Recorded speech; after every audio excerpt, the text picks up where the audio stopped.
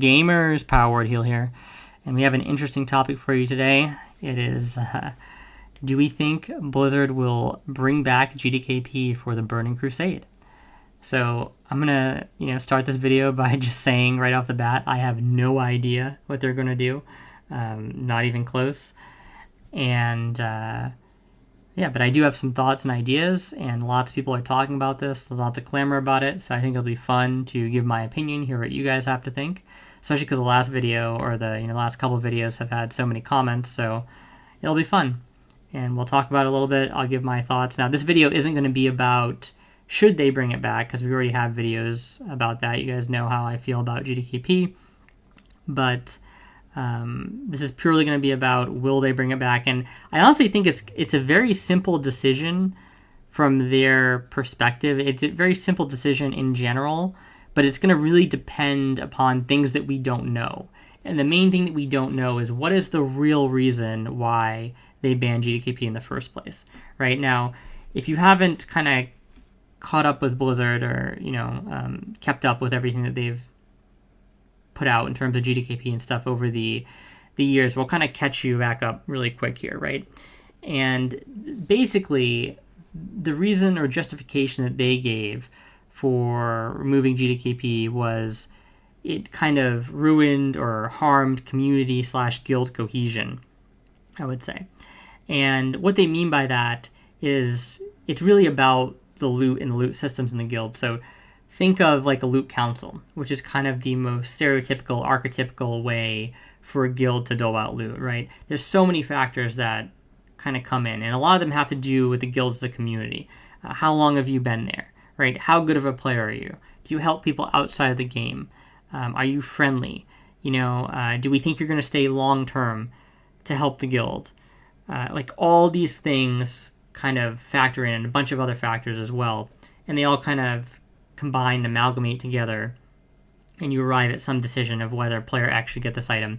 And it's really community driven is sort of the idea, right? You're forming bonds with these players, and in some cases, like in a lot of guilds that I've been in, people that aren't even getting an item are happy for somebody else to get an item. That's the ideal situation if you have like a very healthy guild environment, and you have officers who are doing as about as fair of a job as you can at doling out loot and things of that nature. People like seeing other people in the system get rewarded for what they put into the guild. They like when they're rewarded for what they put in, and that is kind of the community aspect. And GDKP kind of comes in and it circumvents all of this, right? Because it's really just about who brings the most gold, okay? And that's the brass tacks, that's the bottom line. And it really does just kind of erode all of those things that we talked about, because now you don't need to be helpful outside of the game. You don't need to be a friendly player. You don't need to do the best DPS. It doesn't have to be the best for your class. Like all these things kind of go out the window, and it's just about how much gold you bring to the table, can you outbid somebody else, etc. So I think that's a logical reason for them, right? They want the game to be community driven in some respect, especially because a lot of the thrust for Classic in the first place is that retail had gotten away from a lot of this, right? Because loot in retail is so ubiquitous that you don't really need as many of these community driven systems, right? So the idea was kind of going back to Classic. Things are going to be more about your reputation, the community. So I think it's a logical stance for them to have. Now, obviously, there's a lot of pushback against this because, just especially on NA servers, right? In NA, I think like in general, we're a very individualistic society. So we don't want to have to kind of bow to all these sort of rules of the system. And I even understand what this is like to some degree as well, where I'm not a big fan of loot councils, so to speak, because I want more autonomy.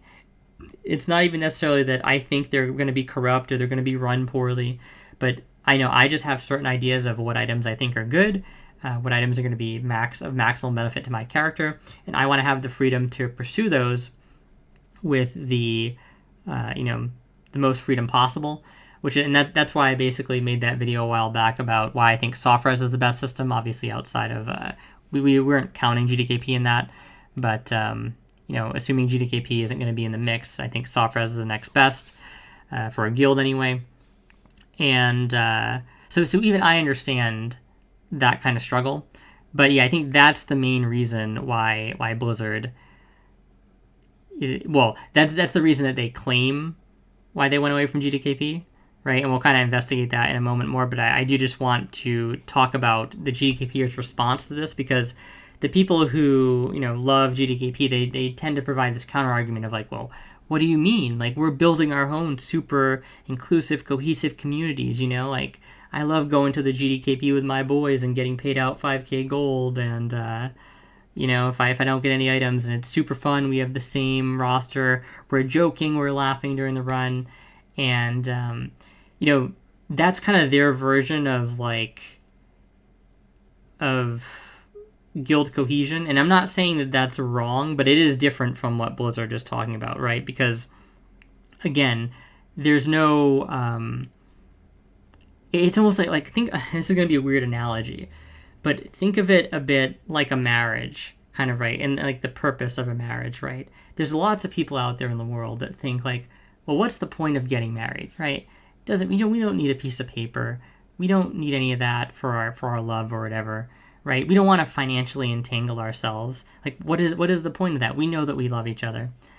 But really, the reason why marriage is a thing to begin with is because like the vow you're making and the financial entanglement that comes with it, that is the entire point of the marriage. Because what it's saying is that I bet on this person against all odds, no matter what, right?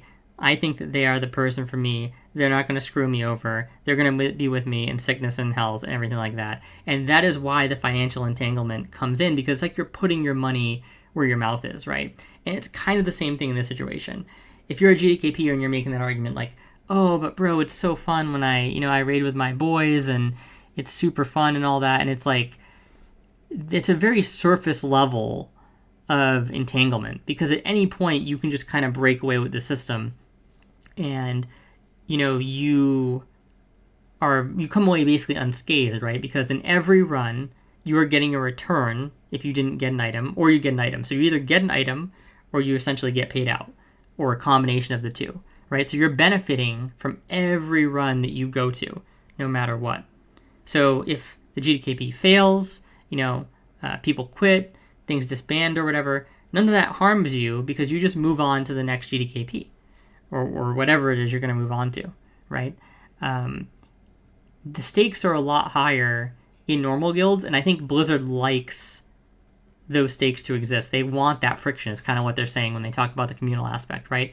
They want you to be invested in keeping the guild afloat, right? They don't want it to just be like, well, I don't care if we don't raid next week because I'll just go to the next best GDKP or something like that, They want you trying to put effort in to keep these things afloat. And I think ultimately what they think is that that's going to be more beneficial to the community for long term when you have people that are more invested in their guild. Because, when you're in a normal guild situation, like a loot council, and the guild goes belly up, that's a big deal for you, right? Because maybe you've been waiting, you were going to get the next rejuvenation gem, you were going to get the next, Hammer of the Twisting Nether, whatever it is, you were going to get ATS, like all these things you were going to get, or like somebody else was going to get. Everybody was tied up in the guild's fate, and when the guild disbands, now, all those people lose, essentially, right? Which stinks, I get it, it hurts, but the reality is that it makes you a lot more invested in trying to make sure that that ship stays afloat, right? And I think that's what kind of Blizzard's talking about. And if that's what they truly mean, and like they're committed to that hardcore, then there's no way GDKP is coming back for the Burning Crusade, because to bring it back would basically just be like, oh, we were lying about all that value proposition we were talking about us wanting you guys to really build guilds that matter and last the test of the time, the test of the expansion.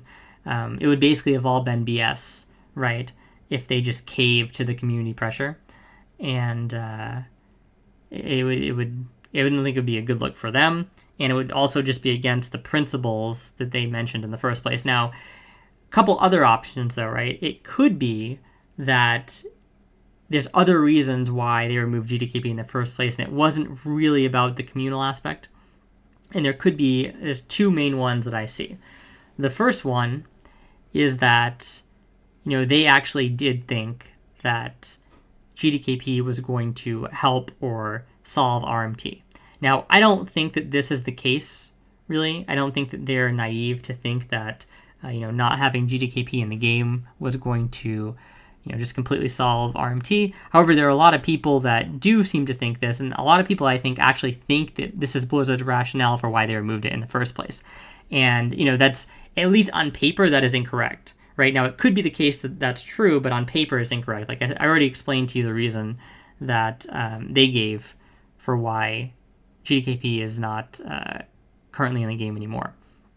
But it could be that they did think that it was going to, at least hold back RMT to a, reasonable degree. And that was the reason why they wanted to try this little no GDKP experiment. But the reason they didn't want to announce that rationale to the community is because obviously to announce that is kind of to admit that your game has a lot of problems, right? And people are going to be looking at you with the thinking emoji. They're going to be like, well, if that's the case, if that's the reason why you want GDKP abolished, then why not just remove all the bots, right? And, people would have a pretty good point, and it would make them look really bad if they just came out and said that. So I do agree that even if that was the real reason, they're not going to reveal that as the reason, okay? But again, I'm sort of skeptical. I don't think that they're naive enough to think that, bringing GDKP into the game is going to remove all of the RMT. But at the same time, I also think that there's a lot of people out there that are like, oh, well, actually, GDKP got worse when you removed RMT got worse when you removed GDKP. And it's like, well, yeah, but RMT was always getting worse, right? And, I think a big reason for that is because when people go through something for kind of like the first time, it tends to be a bit more novel. They're willing to kind of like play the game, so to speak, right? And in 2019 in Classic, there were a bunch of things that were different from this version of Classic, and I think that's mainly why we've seen such a spike in RMT. First of all, it was very novel to a lot of people, so I think a lot more people were willing to kind of bite the bullet, try and farm on their own, things of that nature. And so that's one thing. People just get bored of that over time. Now we're on kind of like the second or third iteration of the game if you count SOM, so people are maybe just not as willing to farm anymore. They want to cheat now. They want like the same rating experience, but they just want to cheat to get there. Then also the server situation was a lot different because we didn't have mega servers, so the bots were way more dispersed, and especially on servers that, like I would say by the midpoint of Classic in 2019, the servers were nothing like this mega server that we're on. I was on Stalag, and we stood on Stalag for quite a while as Horde, and it was a pretty chill server. There wasn't really that many bots because you have to remember that the bots are basically there to feed the player base, right? So when you have a lot less people per server, you're going to have less bots per server. You're still going to have some layers from time to time. And, basically going out into the world wasn't as much of a chore back then as it was to actually get herbs and stuff like that. Also, a lot of the botting technologies have probably evolved and gotten better, right? Allowing bots to stay in the game for longer. They were probably a bit more primitive back in 2019. So you have all these factors kind of combining together to show why it's a bit more of a nightmare scenario in 2025 and why, there's kind of like record-breaking RMT. But I'm personally not convinced that there would be less RMT if you had GDKP in the game. Because I played SOM, and, there wasn't a ton of reason to RMT for consumes back in SOM because there was an abundance. Because you had kind of like a lack of player base as well as a bunch of systems in the game that made generating consumes a lot easier. You had things like potion procs, you had elemental fire from nodes, elemental water from nodes, things of that nature, right? As well as the Lotus change. So a lot of that was helping the consume market. But people were going crazy with RMT in SOM. Like we had somebody drop 75k gold on a Staff of the Shadow Flame and Blackwing Lair. And keep in mind that this version of Psalm, I believe it had anti-mage boosting measures on it as well, from what I remember. So it was a lot harder to legitimately, quote-unquote, get gold. So, I mean, these were surely like huge amounts of just RMT that were being done, right, to pay for these items. And this wasn't just like a 1 week thing. We had people doing like 20, 30k for DFT and things of that nature in Blackwing Lair. So it was a pretty crazy environment. And honestly, I think that, we would have even more RMT if we had GDKP in this version, because although some people may not be like the overall I'll put it like this, maybe the total quantity of players doing the purchasing would drop a little bit if we had GDKP in the current Annie servers, because some of those people would just be getting paid out from GDKP and they wouldn't be going to buy gold.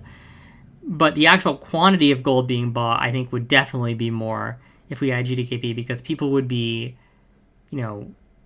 wailing for these items, especially if they kind of missed out on things the first time around. A lot of people, they want to have the perfect bist out geared character going into TBC the next time around, so they're going to be RMTing to the nth degree, right? They're going to be going even harder than it was before. So I'm skeptical of the fact that